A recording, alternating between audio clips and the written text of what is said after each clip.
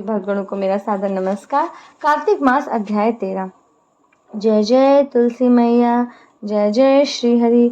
नारद जी ने कहा कि राहु ने जलंधर को जब सारी घटना सुनाई तो वह क्रोध से लाल हो गया। उसने अपनी असंख्य सेना लेकर कैलाश पर विजय पाने की तैयारी की। दैत्यों के विमान आकाश में वर्षा के बादलों के समान मंडराने लगे। इंद्र आदि देव दैत्यराज की इस युद्ध की तैयारी से घबराकर महादेव जी के पास जाकर प्रार्थना करने लगे कि हमारी रक्षा करो, जलंधर का संहार करो। महादेव ने विष्णु को बुलाकर कहा कि आपने युद्ध में जलंधर को जीवित क्यों छोड़ दिया। विष्णु ने कहा कि एक तो वह आपके अंश से उत्पन्न हुआ है और दूसरा लक्ष्मी जी का भाई है, इसलिए मैंने उसे युद्ध में जीवित छोड़ दिया। आप ही उसका संहार करें। शिव जी ने कहा कि वह बड़ा पराक्रमी है, उसे मारने के लिए सभी देवता अपने तेज का थोड़ा थोड़ा अंश दे, जिससे उसका शस्त्र बनाया जाए। यह सुनकर सभी देवताओं ने अपने अपने तेज का अंश शिवजी को दिया। शिवजी ने भी अपने तेज का अंश उसमें डाला। उसमें शिवजी ने एक भयंकर सुदर्शन चक्र बनाया।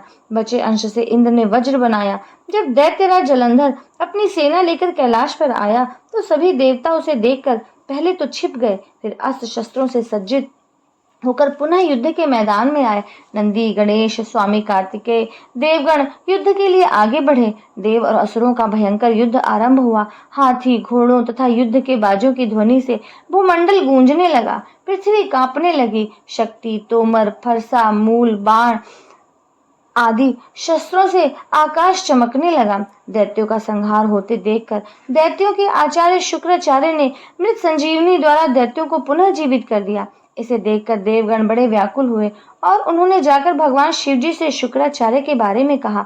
तब महादेव जी के मुंह से ताड़ वृक्ष के समान भयंकर स्त्री प्रकट हुई। उसका मुख गुफा के समान था, उसके स्तन की टक्कर से वृक्ष गिरते थे। यह युद्ध में आकर असुरों को खाने लगी और शुक्राचार्य को भी अपने उदर में ले गई। इस प्रकार वह कुछ समय बाद अंतर ध्यान हो गए। देवताओं ने शुक्राचार्य को पकड़ा गया देखकर प्रसन्नता प्रकट की और इस खुशी में वे दैत्यों का और भी तेजी से संहार करने लगे। असुरों की सेना देवों की सेना के आगे न टिक सकी और भाग खड़ी हुई। अपनी सेना को भागते देखकर दैत्यों के सेनापति शुंभ, निशुंभ और काल नेमी युद्ध करने के लिए आगे बढ़े और बाणों की तीव्र वर्षा से शिव जी को चारों ओर से घेर लिया। सारा आकाश और दिशाएं दैत्यों के बाणों से ढक गई। शबर ने कालनेमी की छाती पर त्रिशूल से वार किया, जिससे कालनेमी घायल हो गया। शुंभ और गणेश जी में भी आपस में युद्ध हो रहा था। गणेश जी ने अपने बाणों से शुंभ के सारथी को मार गिराया। तब शुंभ ने भी क्रोध में भरकर गणेश जी के ऊपर बाणों से प्रहार किया, जिससे गणेश जी का वाहन चूहा घायल हो गया।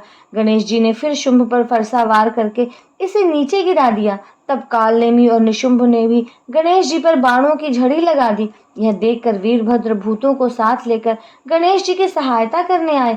बैताल, पिशाच, भैरव जी की सिंह गर्जना करते हुए दौड़े, जिससे भूमंडल कांप गया। नंदीश्वर और स्वामी कार्तिक भी बाणों से दैत्यों का संहार करने लगे और भूत पिशाच उछल उछल कर दैत्यों के खाने लगे तथा दैत्यों की सेना में भगदड़ मच गई। यह देखकर दैत्यराज जलंधर बड़ी ध्वजा वाले रथ में बैठकर युद्ध स्थल में आया। सिंह के समान गर्जना करते हुए उसने नंदीश्वर, गणेश जी और वीरभद्र पर बाणों की बौछार कर दी।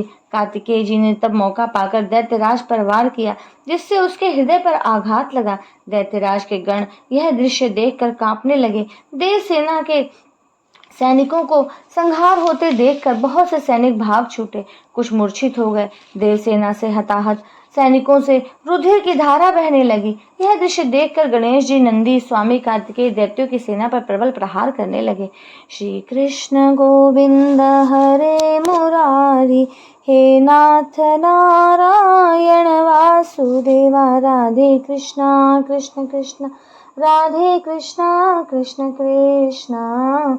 भक्तों, आशा करती हूँ आप इस वीडियो से लाभ प्राप्त करेंगे और अधिक लाभ प्राप्त करने के लिए मेरे चैनल को सब्सक्राइब करें, बेल आइकन को प्रेस करें तथा वीडियो को अधिक से अधिक शेयर करें।